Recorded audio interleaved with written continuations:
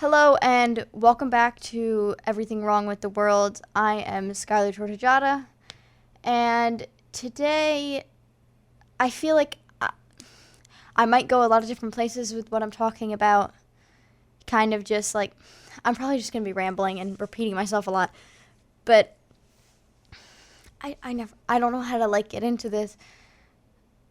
Today we're going to be talking about a topic that to be honest, I don't really I didn't really want to talk about this. It wasn't out of disrespect or not wanting to deal with it. I guess it kind of was not wanting to deal with it, but there's a lot in it, and I don't know how to say it without I don't know. So it's Monday, January 27th, 2020. And yesterday, the basketball player, Kobe Bryant, died in a helicopter accident. And I say I don't want to talk about it just because, there's a lot of questions I have, not about, the specific situation, but, just the idea of it in general. It's not something that I really know how to talk about, death of celebrities and how different people cope with it. It's always something that's been really confusing to me, and I feel like I don't want to talk about it. But if I didn't talk about it because I didn't want to talk about it, then I wouldn't then there would be no point if I just talked about things that I wanted to talk about. But I feel like it's the right thing, not the right thing, but it's the thing to talk about because it just happened. This will come out on Wednesday, just 4 days after it happened, 3 days after it happened.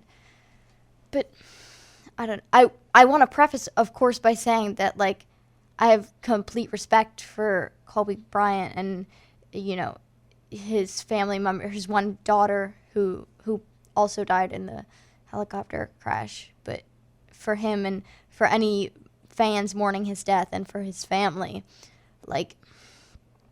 I have all due respect for that. I do. And that's what it is. It's just so hard to talk about the idea of the idea of death in general, which we could definitely touch on, but also the idea of death of a celebrity, where it's I don't even know how to talk about this, but it's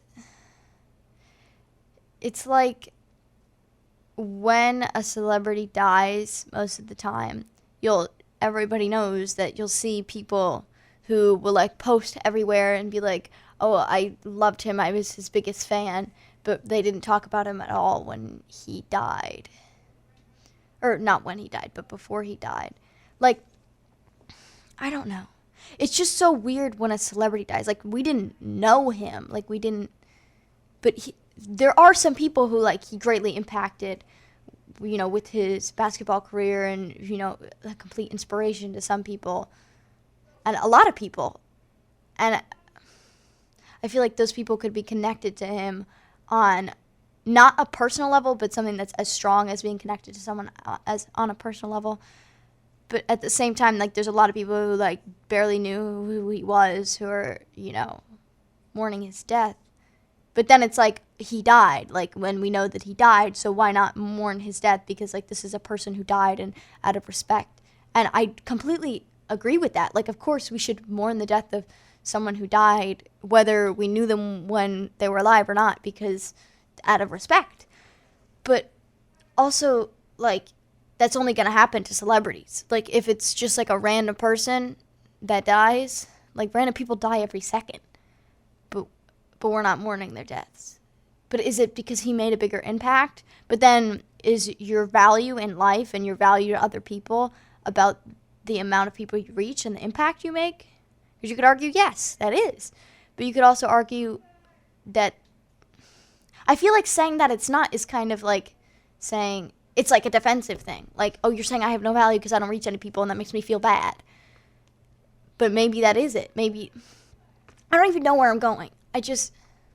the whole idea is so something that I don't know. Like, I just don't know. I don't even know if it's, like, okay to be talking about this. Like, I feel like while in talking about his death, we're honoring his death and his life, and at the same time, it's like you're, like, invading his death and his life, and he can't do anything about it. And it's like, I don't know. Like, it happened so much, like, this past year, not like this past year, because we're just started the new year, but, like, in the past couple of months, like, people, like, Cameron Boyce, I think is his name, he was a Disney Channel star, and he passed away, and everybody was posting and all about it, like, oh, I loved him so much, my childhood, or whatever, but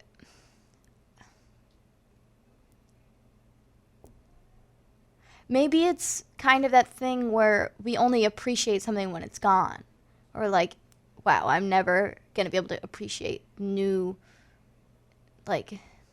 never going to be able to appreciate this person now that they're gone. So I might as well, like I regret not appreciating them. But at the same time, I don't even know. Like, people post about these people. Or like Juice WRLD, the rapper, he died. And everybody was mourning his death. And everybody was posting about him and saying that he was their favorite artist when, I'd never heard that from some of those people. And then the other thing about people posting about Kobe Bryant is I've only seen, like, 2 people post about his daughter. And I feel like that's so sad that his daughter passed away with him. Because there were, I think, 9 people in the helicopter and all of them died. But it's like, I don't know. It's like he's an enigma. I don't know what the word enigma means actually very well. But it's like he's like this representation of something, like celebrities are, where he's like, oh, it's Kobe Bryant. But now it's like, oh, I miss Kobe Bryant. Rest in peace, Kobe Bryant. But you're not like in obviously you can't be in the situation, you weren't there. But like you're not like feeling the situation. You're just like saying things. I feel like it's sad, like it is. But at the same time, like am I allowed to be sad? Like I've never watched basketball in my life. And I didn't really know who Kobe Bryant was before this. So, like, is it my place to be upset about it? Or is it, like, respectful to be upset about it? Or is it respectful to just not say anything at all? Or is it, like, And then there's the whole other aspect of, like, he is a celebrity, and he's going to get tons more, he's not getting attention because he's not there to receive it. But, like, his death is getting mourning and attention from lots of people, which is obviously deserving. Like, anybody deserves that. But at the same time, it's like there's so many people who don't get that. There's people whose lives just pass by and they're done. And nobody even realizes. And nobody even appreciates. And it's like celebrities are held on a higher pedestal because you watch them their whole life and then you watch them die and then you watch everybody mourn their death. But is that less than, is watching less than being, like being with someone their whole life, being with them during their last times, being there to mourn their death, like being in their life and knowing someone personally, is having one person that is actually in your life and is actually mourning your death, is that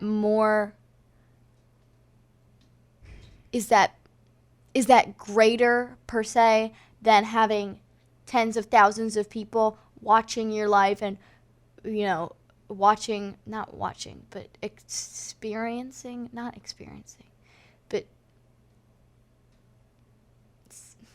I don't know, witnessing in a sense, in a secondhand sense, your death, and then watching themselves and others like from the outside mourn your death, from someone who just watched you your whole life but never interacted. Like, which one is greater? And I think a lot of people would argue that the first is greater, about like having someone who actually loves you and is actually in your life and is actually mourning your death. But I mean, these people are actually mourning his death. There's a lot of people that he touched greatly, but I feel like I was talking to a friend about this a little while ago, because we were running, and we were passing a graveyard. There's a graveyard down the street from school. We're passing it, and there were different headstones. Like, you go into a grave, and there's all those rows of headstones, and sometimes there aren't headstones, but there are those little things on the ground that say the name. It's like a flat, and it says the name and the thing. And then some people's headstones just have the name and the birth and death date, and then some people's names have the name and the birth and death date and a little, like, a snippet, like, oh, something, I don't know, rest in peace, you will be missed, daughter and wife and mother or something. And then some people have all that, and they have like pictures engraved, or they have big huge headstones, or they have one of those little, we were passing a graveyard on the highway the other day, cause like going somewhere for a school function, and I noticed there were like those things. I knew I had seen one before in like a movie. It's like a small room, like there's the graves that are inside, but then there's also like those individual, like small, like little concrete structures, and there's like graves in there, I think. And so, like, if you're just like a person, like, I don't know, like if you have more money when you're alive and you make arrangements, or if your family has more money when they're making arrangements, they can get a big headstone and have it to honor you, and you know, if you're like Christian, like one of those headstones with the giant cross on it, and to honor you and your life and your beliefs. But then if you don't have a lot of money, you know, sometimes families can't even throw funerals because they don't have money for it. But like, then you have like a regular headstone, which, like, obviously there's no actual like value in that. Like, I'm not like looking at a simple headstone and being like, oh, that person sucks. But like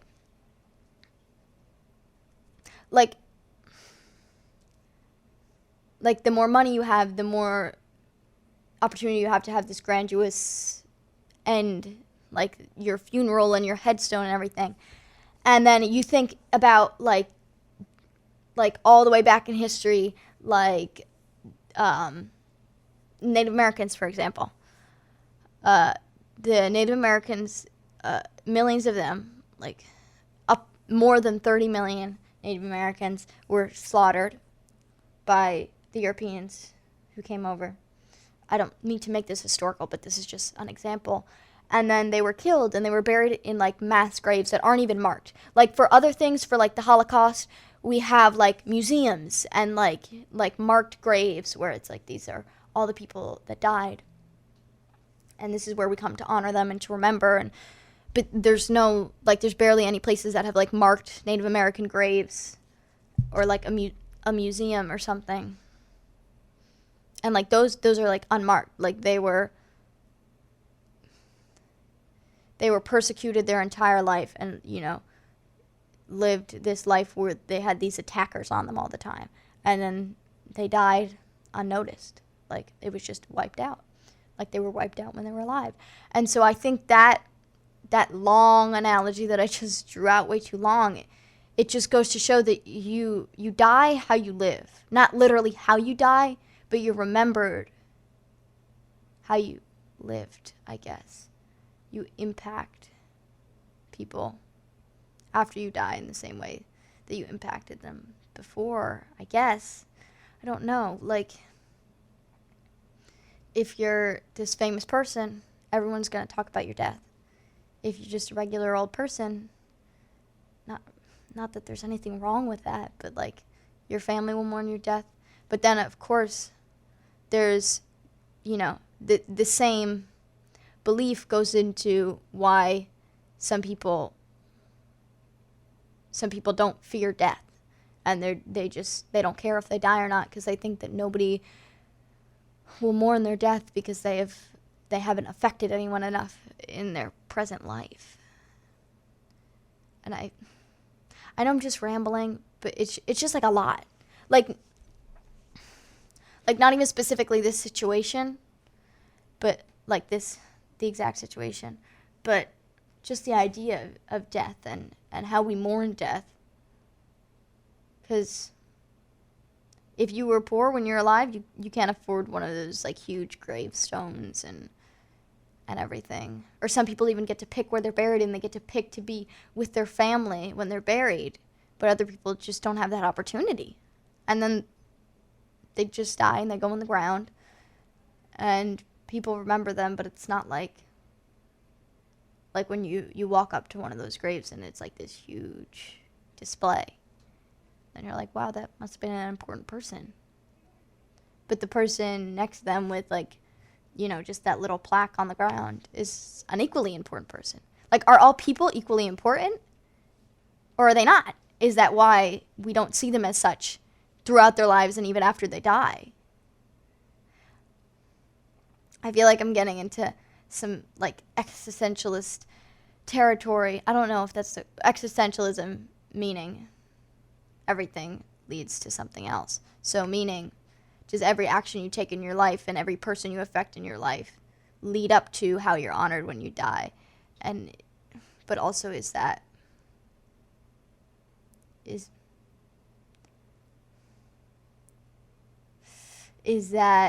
equal to how you should be treated after death? Is that correct?